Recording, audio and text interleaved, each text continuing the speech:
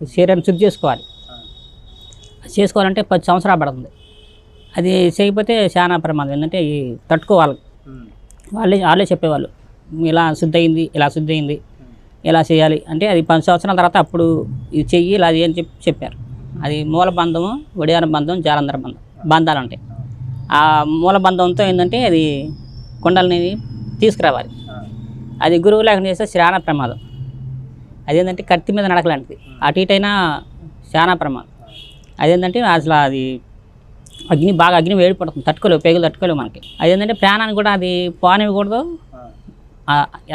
అలాంటి సాధన వాళ్ళు నేర్పారు. అలాగా అలా ఒక చక్రంకి అది ఏంటంటే అది కదిలిందంటే ఆగదు, ఒకసారి కొట్టేస్తుంది. అలా కొట్టేస్తుంది. లేకపోతేనేమో మలమూత్రాలు ఏదైనా ఒక కట్ అవుతాయి, అలా పిచ్చని ఎక్కుతుంది. అది తెలియకుండా చేస్తే అలాంటిది వాళ్ళు పరమేశ్వరుడే స్వయంగా నేర్పాడు. అదేంటంటే